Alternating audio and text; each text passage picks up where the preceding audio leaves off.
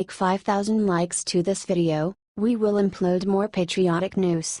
Thank you. Horror Lieutenant Colonel Shaffer just exposed Debbie Wasserman Shultz and the It's happening. It's happening. Run it from the rooftops. Text your neighbor. The Democratic Party is about to start falling apart. Look how the Muslim Brotherhood and Debbie conspired together. What's in this video is the thread that pulls the sweater of corruption off the Democratic Party. Check it out. Shaffer, now the FBI has rolled in, and let me give you the big takeaway here. It looks like a foreign intelligence service may be the recipient of all this. Something called the Muslim Brotherhood. Ingraham, whoa. The Muslim Brotherhood and Debbie? They are really going to say it's a conspiracy theory now. Shaffer, it's a conspiracy now, but that's apparently where all of this has been going. That's why the FBI has now been investigating. Share this right now. It's time to hold the media's feet to the flames. They need to start covering this. We have heard all the crap about Russia for forever. Now, it's time to look into the crimes of the Democrats. H/T Real Clear Politics.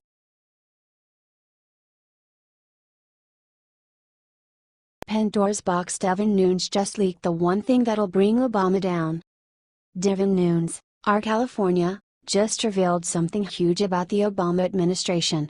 They apparently made hundreds of unmasking requests without any justification during the 2016 presidential election. According to The Hill, Intelligence Chairman Devin Nunes, our California, in a letter to Director of National Intelligence Dan Coats, outlined that there were multiple requests made to unmask people for political reasons without any justification on why the info was needed. Remember what Susan Rice said, "I leaked nothing to nobody."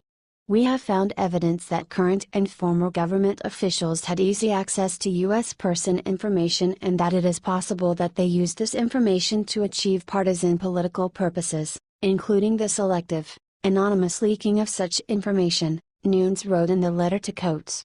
Susan Rice and CIA John Brennan said that they made such requests, according to The Hill.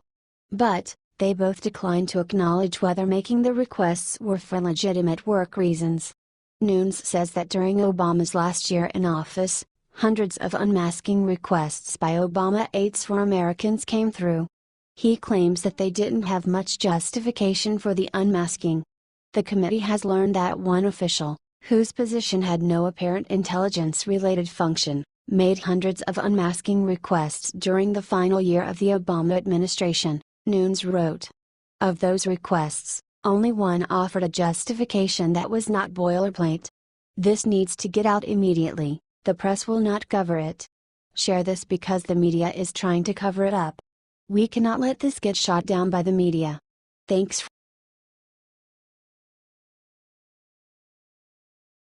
What he just said about Obamacare failure will send chills down Republican spines. Last night was the Republicans' final attempt to make a tiny repeal to Obamacare and get the win they needed. They failed by a measly 3 votes. Mitch McConnell was sad, Democrats were celebrating, but President Trump was not. He was 100% furious and went off on them like nobody's business. Donald Trump said the Senate failed America and now Obamacare will implode.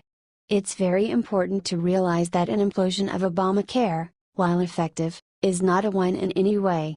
In fact, it will probably do a ton of damage to our country while it crashes and burns. The Republicans had a real chance to stop it tonight and they failed.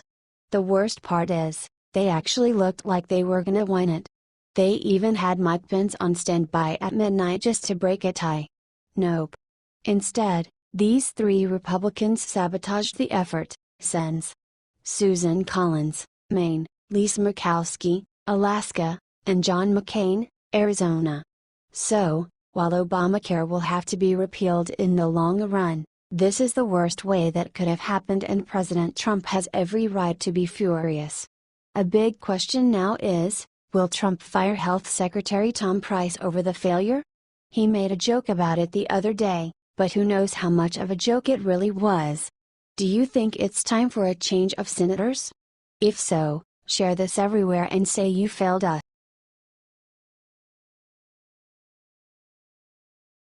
When asked if he was the leaker, Priebus immediately shot back something startling.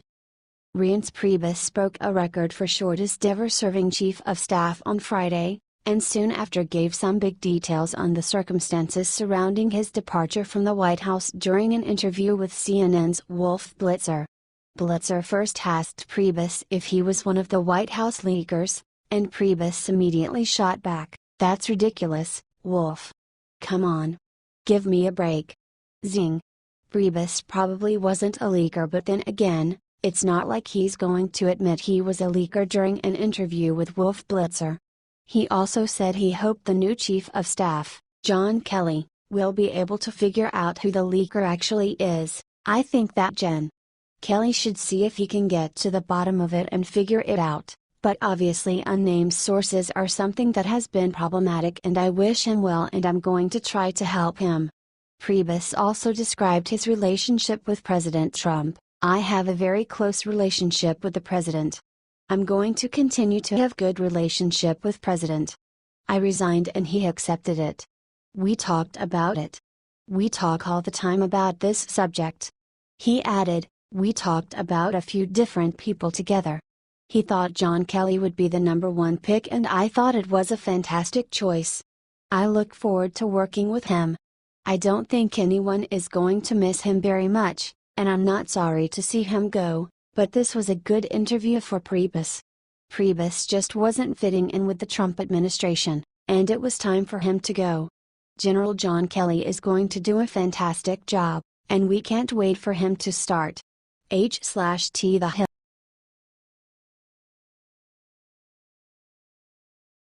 You're fired. Trump just fired Reince Priebus and replaced him with famous war hero. Donald Trump is getting ready for a big shakeup of his cabinet. Sean Spicer was the first to go, now he has Jeff Sessions, Tom Price, and Reince Priebus on the line. Hell, according to a claim by the New York Times, Trump has openly been telling his staff and reporters that he wants a general to be his chief of staff, not some pushover like Reince. Well, that's when the president decided to fly both Reince Priebus and Scaramucci out for his rally today, brought them both on stage with him, and then did something only President Trump would do. Trump declared Marine General John Kelly as the new chief of staff, despite having both Scaramucci and Reince Priebus on stage with him. The president decided to tell the crowd, "I want to congratulate John Kelly, who has done an incredible job of Secretary of Homeland Security. Incredible. One of our real stars. Truly one of our stars. John Kelly is one of our great stars. You know the border's down 78%. He is right, too.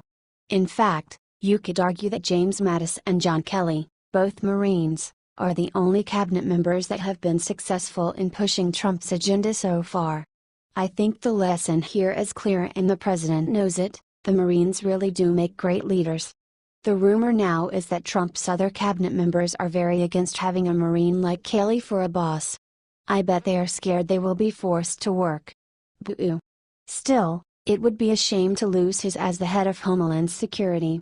He is doing a great job. Do you think Trump should appoint a Marine general to run his staff? Comment your answer and share this with all your family and friends.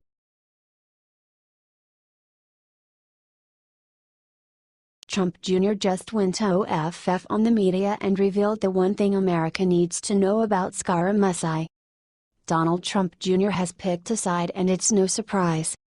Just 2 short days after White House Communications Director Anthony Scaramucci's passionate phone call with New York reporter Ryan Leigh, Donald Trump Jr. took to Twitter in an effort to show support for Scaramucci's hard work.